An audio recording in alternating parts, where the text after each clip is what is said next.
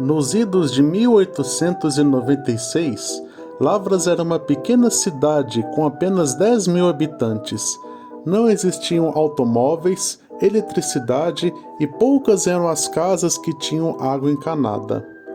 Certa vez, duas mães pediram às suas filhas para procurarem lenha nos campos fora da cidade para usar no fogão.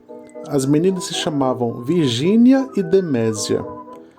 Caminharam 2 quilômetros até chegarem ao pasto chamado Água Limpa. Enquanto recolhiam a lenha, repararam em uns panos brancos perto da água.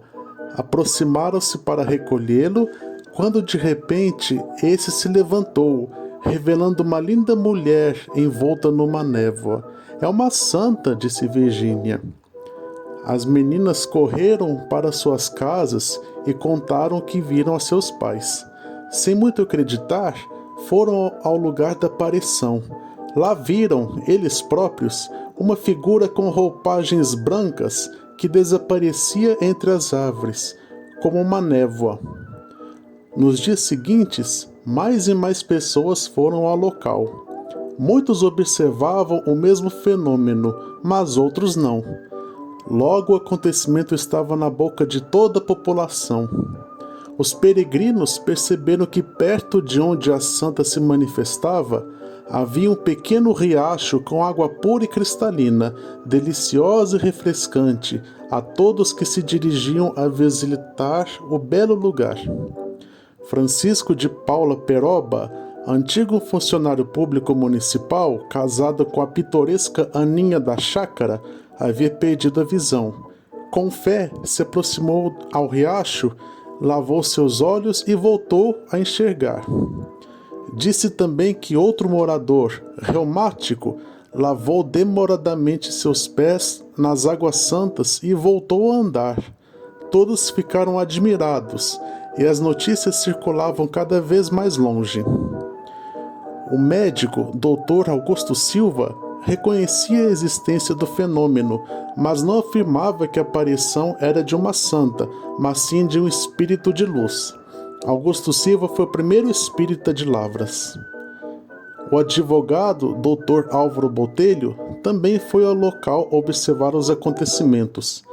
Ao chegar, empalidecera a visão de uma fosforescência lindíssima. Contudo, sendo cético, julgava ser apenas um fenômeno geológico natural.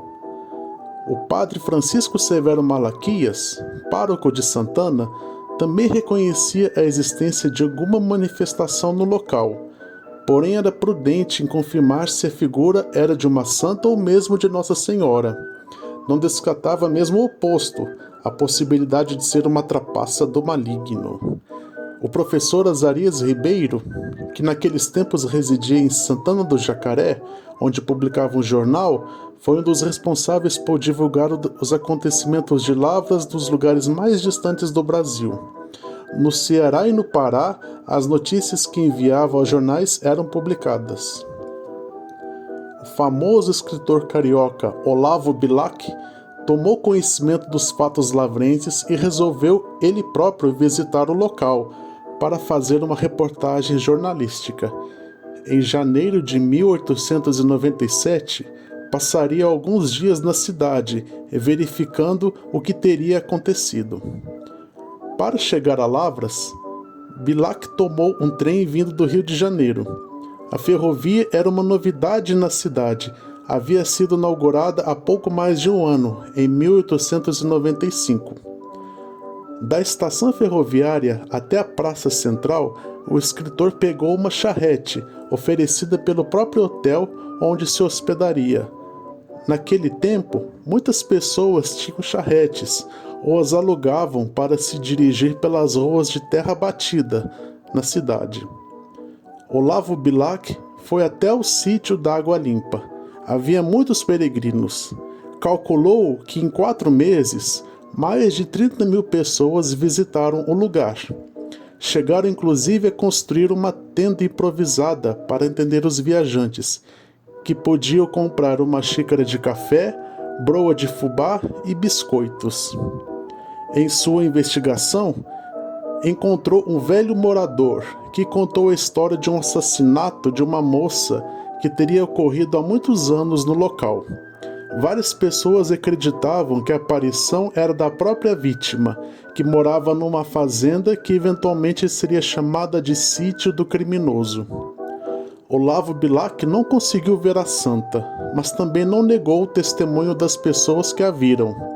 De qualquer forma, notou que a cidade estava se beneficiando muito com o turismo dos peregrinos. Os hotéis viviam cheios, as charretes sempre disputadas e todo o comércio florescia com as riquezas que os turistas deixavam no lugar. O final da história da santa foi dado por Augusto Silva. Irritado como algumas pessoas lidavam com os acontecimentos, ao descobrir que estavam comercializando barris e garrafas de água do riacho para serem vendidas no Rio de Janeiro, fez dura denúncia do que considerava ser um erro. O ocorrido logo seria esquecido pela população, permanecendo como memória apenas dos mais velhos. Mesmo assim, não deixe de ser importante saber quantas histórias são guardadas no lugar em que vivemos. Histórias essas que sempre devem ser lembradas.